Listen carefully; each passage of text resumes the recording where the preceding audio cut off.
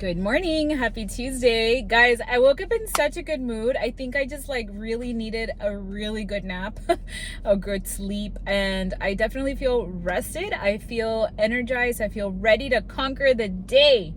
And I also changed my workout routine this morning. I started a new program this week, and the music is so good. Like Rebecca Kennedy, if y'all ever do Peloton workouts, she just has a really good vibe. Like, she's very happy, energetic, and she's always dancing, which I love to dance while I'm working out. So yeah, it was a great workout. And I will be honest, yesterday I was on the verge of a meltdown.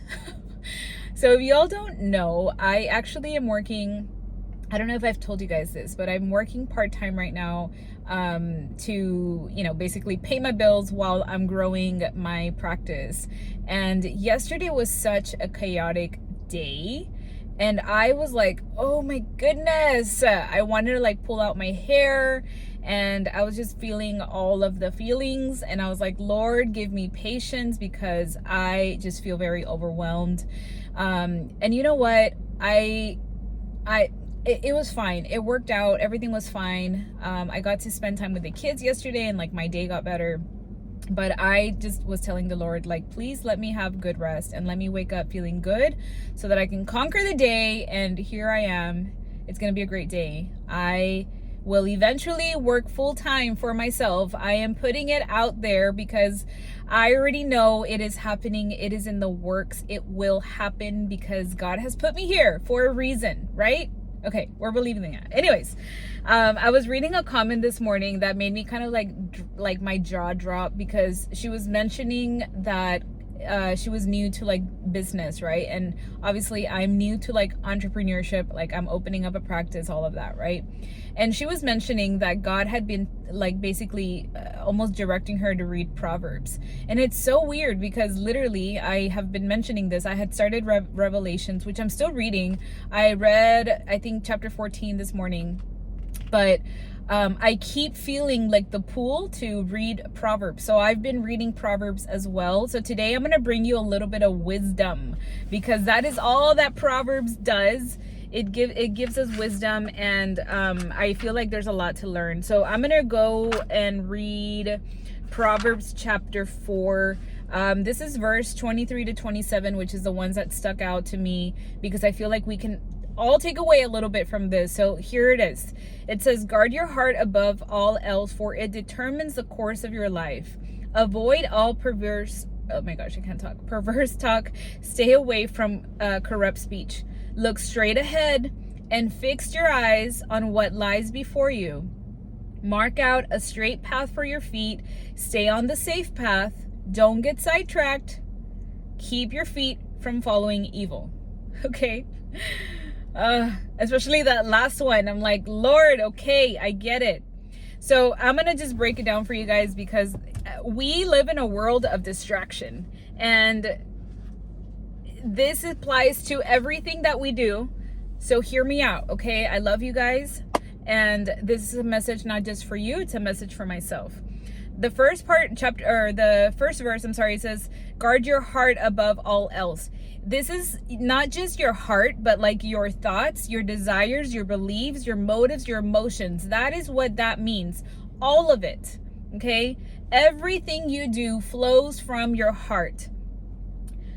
Watch what you consume.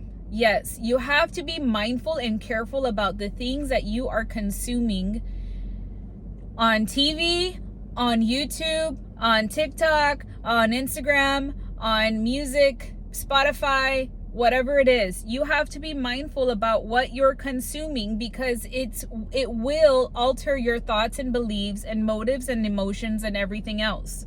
Okay? Pay attention to your thoughts.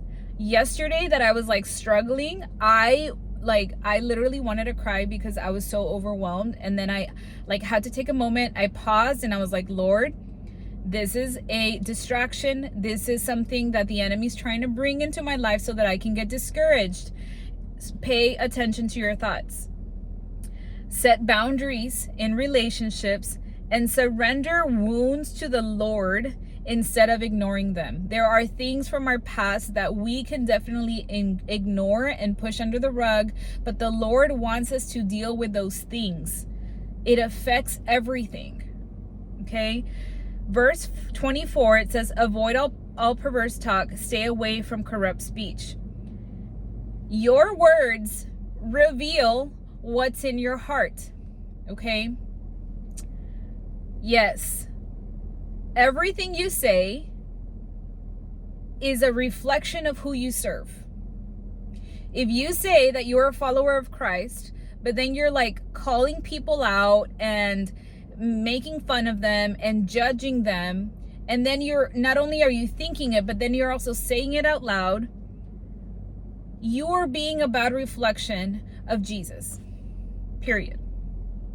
You have to learn, we have to learn, okay? This isn't about you, it's about us.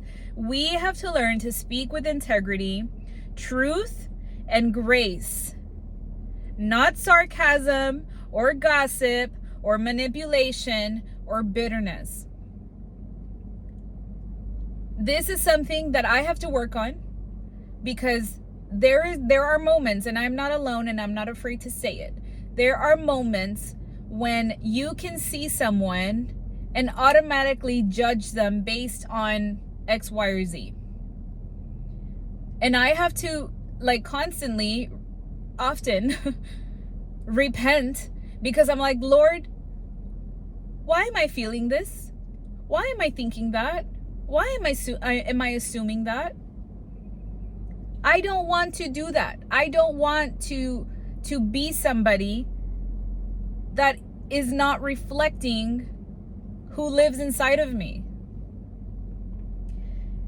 If you want, this is a very big one for a lot of us that tend to focus on negative thinking. If you want to change the direction of your life, it starts with your words. Speak life over yourself. If you keep believing the words in your mind that say that you can't, that say that you're not good enough, that say that you shouldn't, you couldn't, you wouldn't, you need to stop. Our life will move in the direction of the words that we speak about our life, about ourselves. If you wake up and you say, Flor, you got this. You know how to do this. God called you here. Then you know what? I'm going to go and pursue the day with all of this energy and enthusiasm that I am able and capable because of who put me here. If you go in it with, I don't think I should, I think I'm not good enough, guess what? Nothing is going to happen. Those thoughts are going to block you from taking action and having faith and moving things forward. Verse 25, it says, look straight ahead and fix your eyes on what lies before you. Guys, we live in a world full of distraction and shiny object syndrome. We need to focus. Focus. Don't look left. Don't look right. And don't focus on other people's highlight reel. I know, I said it. Flor, don't focus on left, focus on the right, focus forward. Forward, okay? Guys, I'm just like you. I'm somebody that is healing. I am somebody that is working on things. Yes, there are moments of weakness, of overwhelm, of frustration that I'm like, well, look at what they're doing. I can't do that.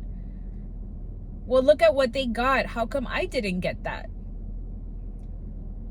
I'm not afraid to say it, because it is the truth. They are thoughts that I have had that I'm not proud of having, but I am working at not looking at that, of staying on my lane.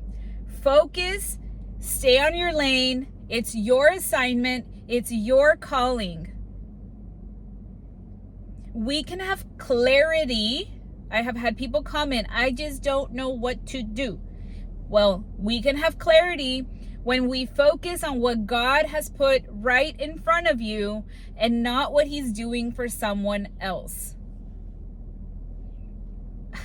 So there was a time a couple years ago when, oh my goodness, I probably took like 1,000,000 courses. It was in the peak of courses where people were selling courses left and right about how to be a millionaire, how to be a billionaire, how to be whatever, how to open up this business, that business, how to be your own boss, etc. I don't know, whatever people were doing. And I purchased, I don't know how many, because I was searching for answers in the wrong place. I was searching for answers in the world instead of opening my Bible and focusing on the Lord so that I could discover what He had for me, so that He could tell me who I was, so that I could have clarity on what He wanted me to do, and so that I could know how to move things forward. Verse 26, it says, mark out a straight path for your feet. Stay on the safe path. What does this mean? We got to be intentional. We got to be intentional about where you walk. And this is like, when I read this, I was like, okay, Lord, I get it. Because it is really easy to be on autopilot. It is really easy to like fall into, and I'm like a habits person, so this could be even easier for me to fall into.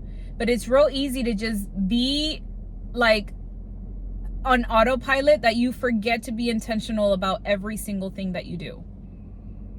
Ask God to help you discern every step and every decision that you give your time to. Ask the Lord for help.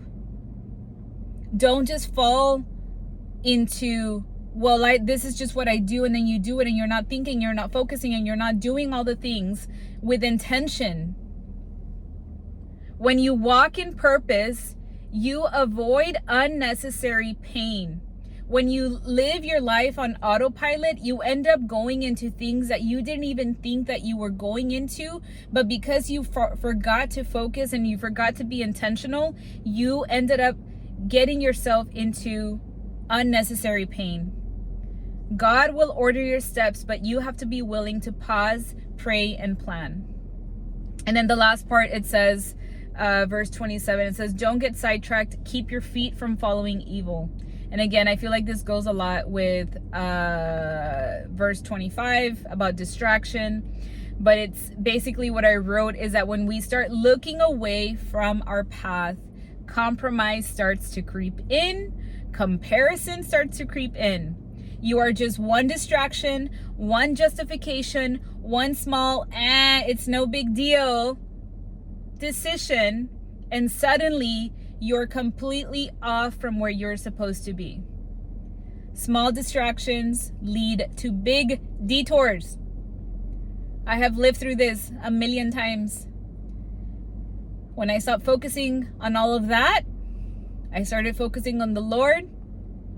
And guess what? I feel like I'm still on the right path so far. Pray to God that I stay here. We got to stay locked in. I don't know. I love Proverbs. So far, Proverbs is giving so much business advice, so much information that I just feel like we could all benefit from. I hope that today's message bless you. I'm laughing because all of it was like convictions for me. I